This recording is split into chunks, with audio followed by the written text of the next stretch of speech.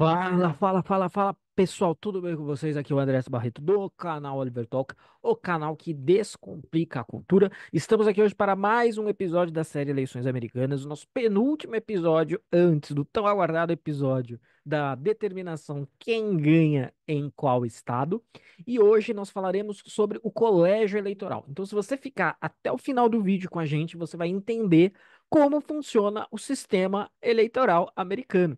Essa pergunta que tantos fazem, que tantos não entendem aí, é um pouquinho complicado por ser um pouco diferente, obviamente, do nosso sistema, mas não é também esse bicho de sete cabeças que as pessoas muitas vezes tratam. Então, se você ficar até o final, você vai entender, vai poder explicar para aquele seu colega de firma honesto, mas meio limitadinho, que acha que o nosso sistema é infinitamente superior ao sistema eleitoral americano. Tá certo? Então fica com a gente até o final que você vai entender todas essas coisas.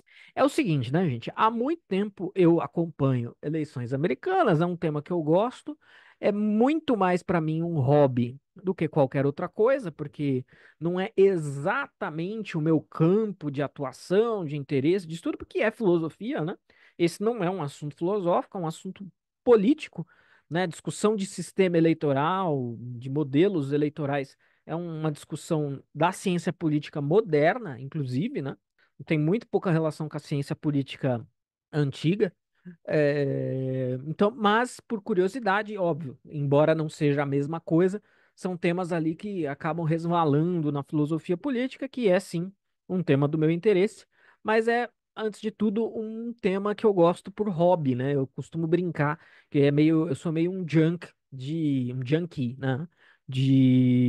Eleições americanas e esse tipo de coisa. Eu assisto os debates, leio os artigos, assisto o debate para o Senado, aquela coisa toda, porque enfim, é o tal do hobby. Os hobbies não têm exatamente uma explicação 100% racional. A gente simplesmente faz, gosta e é um prazer compartilhar esse pouco que eu sei com vocês, né? E eu sempre, quando chega essa hora, né, de explicar o sistema eleitoral americano, eu sempre falo, essa é uma pergunta que muitas pessoas fazem. Ah, eu não entendo as eleições americanas. Como é difícil. Me explica aí, você que entende, você que gosta. E eu sempre falo, é uma coisa que não dá para explicar ah, em 30 segundos numa conversa de corredor, né? É uma coisa que precisa de um pouco mais de tempo. Em 2, 3 minutos dá para explicar. Mas em 30 segundos num corredor, conversando ali com uma pessoa, talvez não seja tão viável, né? Os fatos são que o sistema por colégio eleitoral, né, que é o sistema americano, é diferente do sistema de voto popular direto, que é o nosso, né? No nosso sistema, cada voto conta singularmente, individualmente. Aquela pessoa que atingir 50% mais um ganha a eleição em primeiro turno. Aquela pessoa que tiver a maioria dos votos em grau menor que 50% vai para o segundo turno com o segundo colocado. Esse é o sistema eleitoral brasileiro, que é como a gente chama voto popular direto. O sistema americano é um sistema de colégio eleitoral com voto popular indireto. Isso é que dificulta um pouco a compreensão, né? A gente tem mais uma vez que voltar na questão do Estados Unidos da América. Então, é um país fundado na noção de independência, o máximo possível de independência para cada estado. Então, é por isso que a gente tem cada estado tendo um peso. Então, na verdade, o que você tem é o seguinte: você tem um voto popular direto nas eleições americanas em cada estado. Cada estado, aquele que conseguir, se um candidato tiver 100 mil votos e o outro candidato tiver 999.999 votos, aquele que tiver 100 mil votos vai levar todos os delegados daquele estado. Isso é um voto popular direto. Só que ele é em nível de estado. Então, cada estado tem um número de delegados, de representantes eleitorais que replicam o voto dessa maioria numérica no cômputo geral do país inteiro. Agora, o grande tchan, na minha opinião, qual que é o motivo para isso? O porquê esse sistema, a existência desse sistema visa o quê? Qual é o propósito da existência de um sistema como esse? é evitar certas distorções causadas pelos lugares mais populosos. Então, para que os locais mais populosos não determinem de forma praticamente sozinha o resultado das eleições, você implementa esse sistema de colégio eleitoral. Este é um motivo para a existência do colégio eleitoral. E, na minha opinião, isso constitui um elemento de superioridade do colégio eleitoral. É por isso que o colégio eleitoral é melhor que o sistema do o voto absoluto, total e direto para eleger o seu representante. E eu vou provar esse ponto para vocês, não com esta imagem que eu estou projetando aí, é uma imagem que mostra a quantidade de delegados por estado, né? Então, é óbvio que os estados mais populosos são os estados que têm o maior número de delegados. Isso é uma questão de justiça. Mas isso se encontra matizado, isso se encontra relativizado pela distribuição um pouco mais igualitária em termos de delegados. De maneira que esses locais, porque eu vou mostrar um mapa para vocês, não por estado, mas por condado. Então, assim, é um punhadinho de condados dos Estados Unidos que tem o maior número de pessoas. Se o voto fosse popular direto, esses condados, esses 50, 100 condados, sei lá, eles é que iam decidir a eleição sempre. E isso é uma coisa assim, esse sistema, ele foi projetado lá atrás. Hoje, no meu entendimento, hoje ele faz ainda mais sentido. Por quê? Ele faz ainda mais sentido porque os lugares mais populosos costumam ser as cidades grandes. As cidades grandes tendem a ser mais cosmopolitas e votarem mais ou menos no mesmo perfil. Se a gente pegar as grandes metrópoles do mundo, a vasta maioria delas é administrada por governos de esquerda, social-democrata. Raramente há um governo de direita administrando as grandes metrópoles, porque a grande metrópole ela tende a ser cosmopolita e essa variedade, essa gama populacional que compõe as grandes metrópoles tende a votar muito mais na esquerda.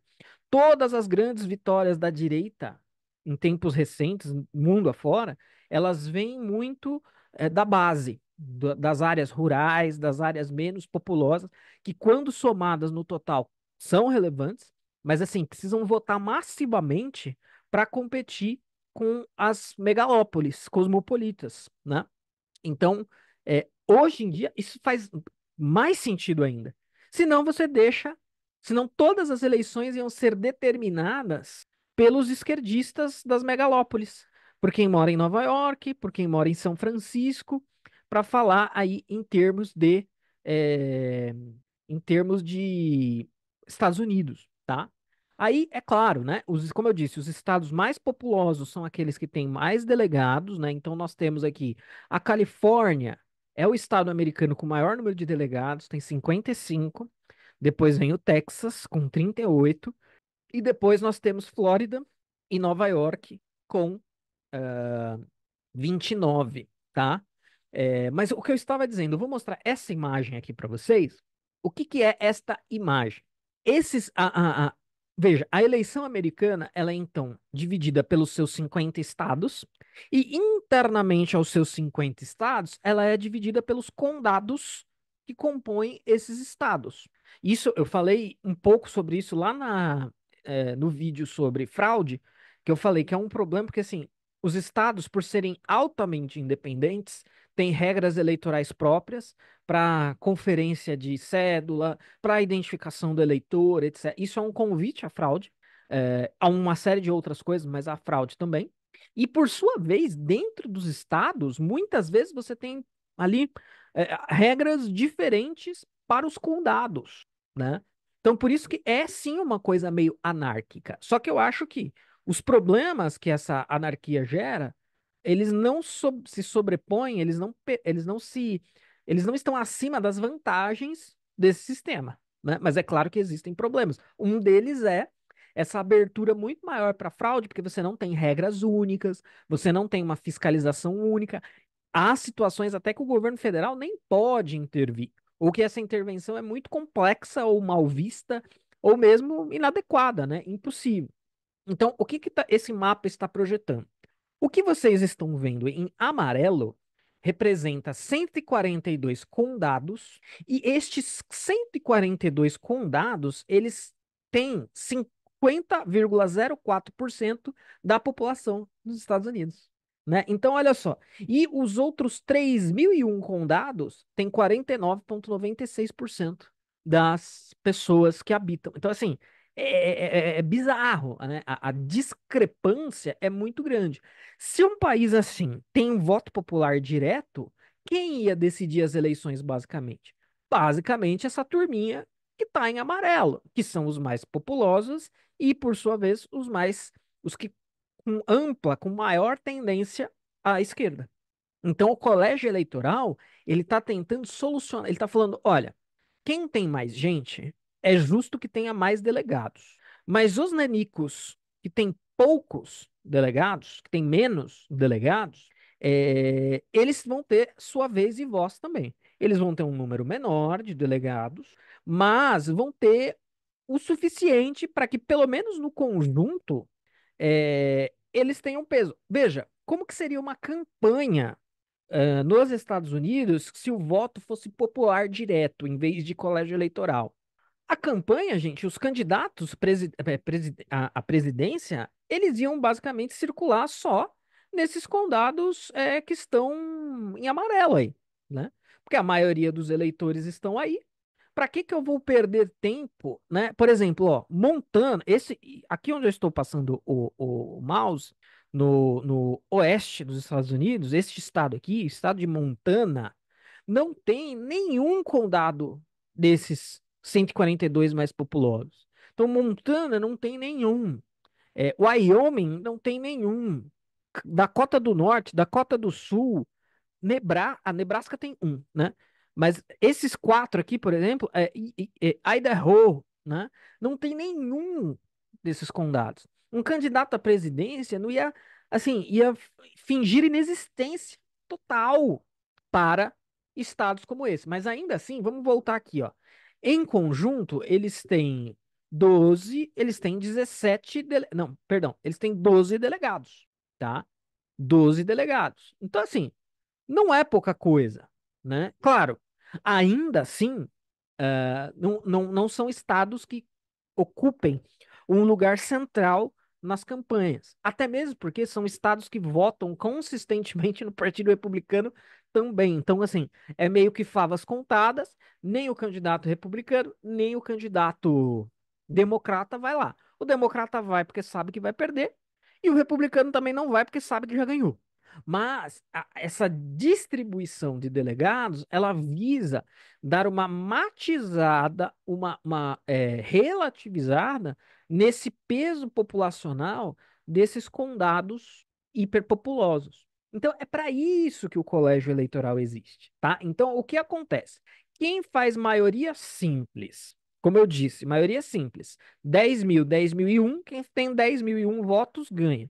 Ganha o total de delegados deste estado especificamente, e aí na composição total, que é 500 e... Ai, caramba, me foge agora o número exato. Mas o total de delegados aí é 500 e alguma coisa, 526, algo assim. Deixa eu conferir aqui. Total de delegados, Estados Unidos. É 576, é isso? 538. 538.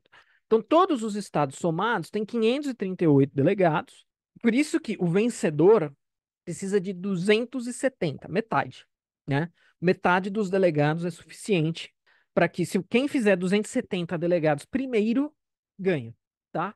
Mas é basicamente isso, tá, gente? Então, assim, o sistema eleitoral por delegados é uma maneira de distribuir o poder de escolha de forma mais justa e igualitária, mesmo entre os estados menos populosos. O que isso significa? Isso significa que é um sistema que tem embutido no seu software esse mecanismo anti-vontade geral, digamos assim, né? Sabe aquela imagem da democracia como vontade da maioria?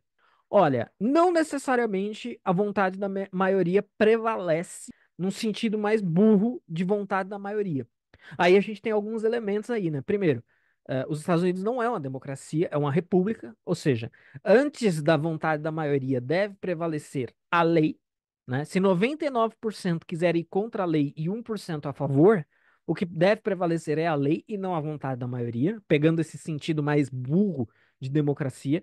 Então, qualquer um que conheça a formação dos Estados Unidos, formação, fundação, etc., os pais fundadores tinham horror a esse voluntarismo geral, tá? Primeira coisa. E segunda coisa, é por isso que é possível, é por causa desse sistema que aí o brasileirinho, né? O brasileirinho é uma coisa de maluco, né, gente? O brasileirinho acha que nós somos os bambambãs, né? A nossa urna eletrônica que ninguém no mundo inteiro quer, nem pocilga de terceiro mundo quer, é o melhor, é a melhor maquininha, né? E o nosso sistema eleitoral é o melhor sistema eleitoral.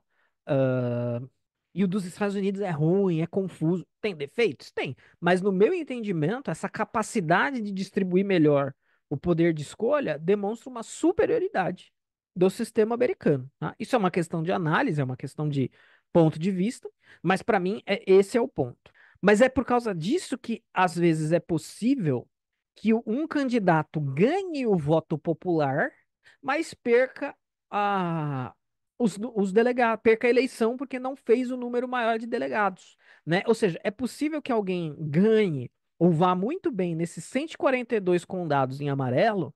Eu não sei se é. Bom, se o sujeito ganhar em todos eles, é improvável. Bom, enfim, isso é uma coisa que teria que analisar matematicamente. Mas em 2016, a Hillary Clinton, ela ganha o voto popular, mas perde o colégio eleitoral.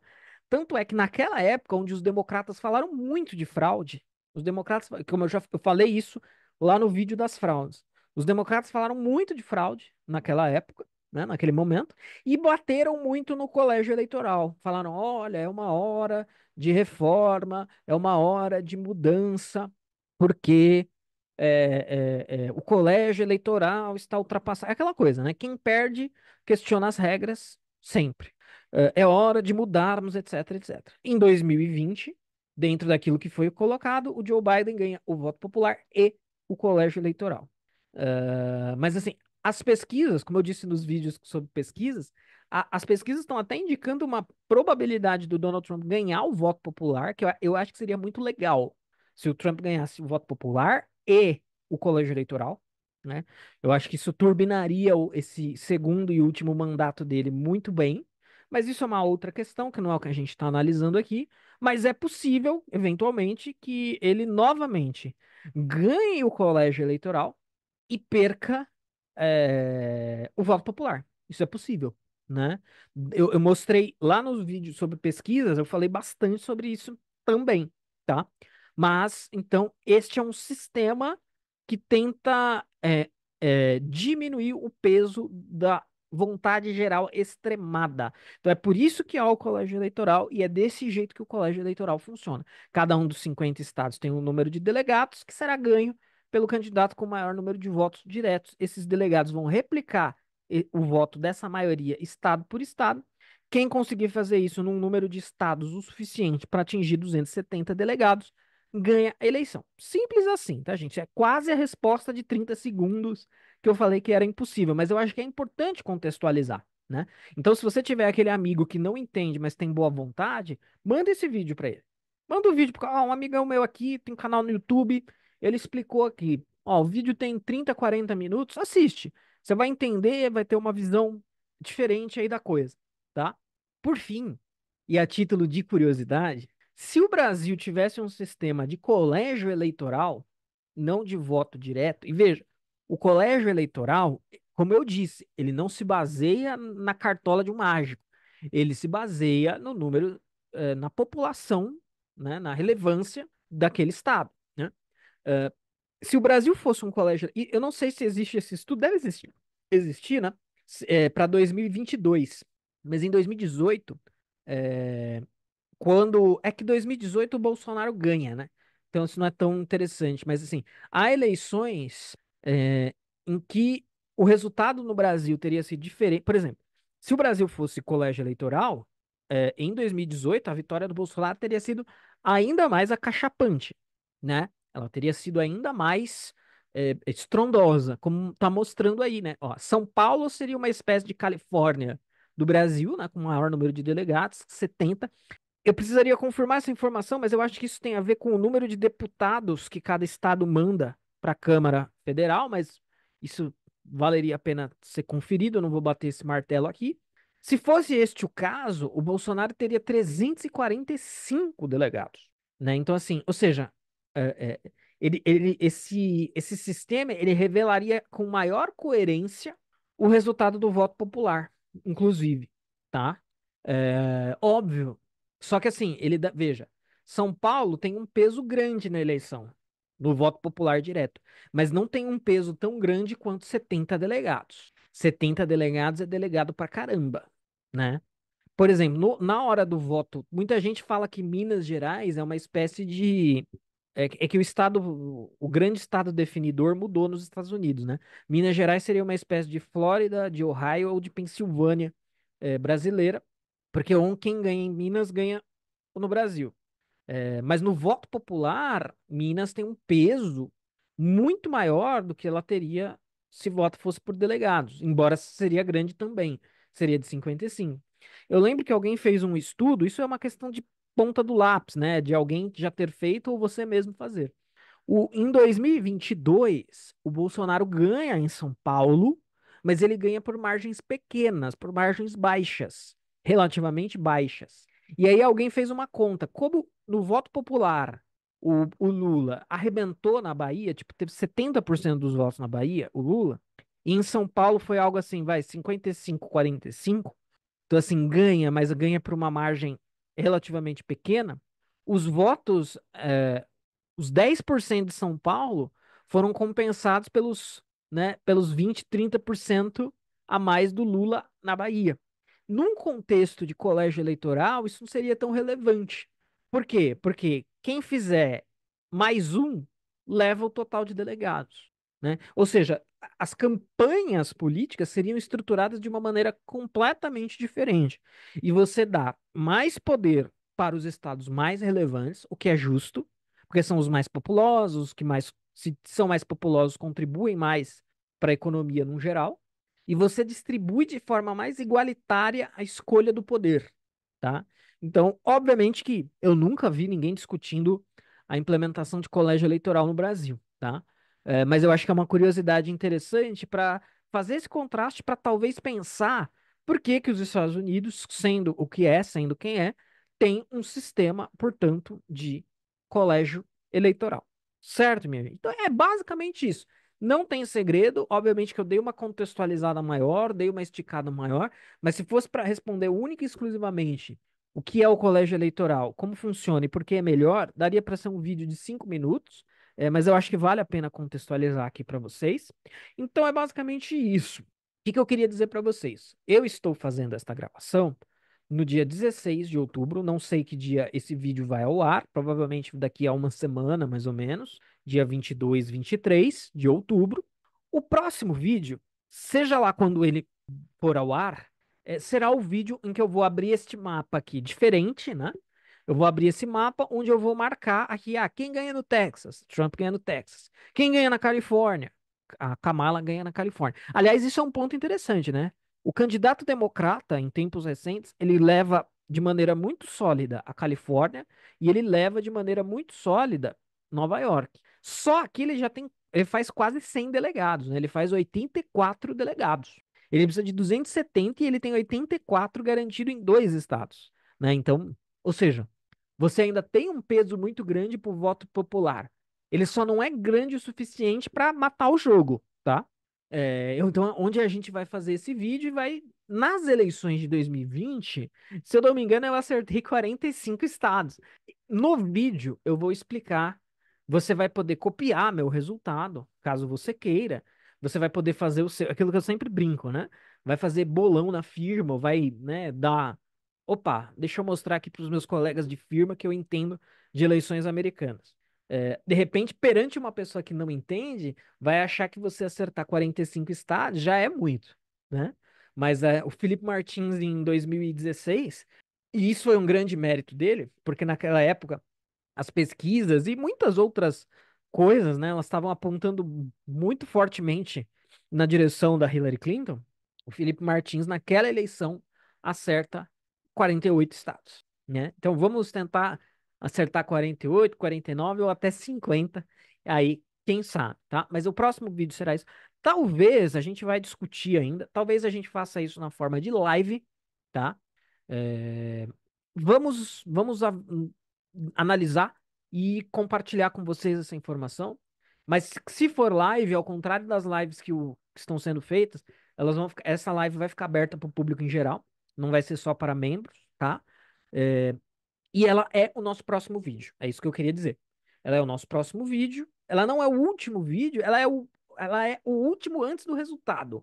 Depois, obviamente, quando a gente tiver os números, os dados para analisar e o resultado definitivo, obviamente que eu vou fazer uma live também para comentar isso e perspectivas e etc. Mas então este é o penúltimo, esse próximo é o último, e a gente tem ainda um vídeo da série Eleições Americanas analisando os resultados, certo, gente? E eu queria dar aqueles recados rápidos, né? Não desligue, não saia do vídeo. Eu só queria dizer para que você entre no nosso site. Lá você pode ter acesso a artigos recentes que estão sendo compilados e publicados. E se você colocar seu e-mail lá no final do artigo, você pode ter acesso a um e-book exclusivo também. Entrar nas nossas redes sociais, que estão ativas novamente, elas estão aqui embaixo na descrição e para que você seja membro do canal Oliver Talks. Se você for membro, você vai ter acesso às nossas lives depois que elas terminam e você pode ter acesso, dependendo do tipo de membro que você se torna, ao Teatro das Ideias, a nossa escola de formação aqui, minha e do Oliver. Tá bom, minha gente? Então, peço encarecidamente que vocês façam isso, também que curtam o vídeo, compartilhem, né, deem sininho, façam essa coisa toda para nos ajudar aqui, como eu sempre digo, a continuidade do trabalho depende desse prestígio dado por vocês a nós. Um forte abraço e até o nosso vídeo, onde a gente vai dizer quem ganha aonde. Um abraço e até lá.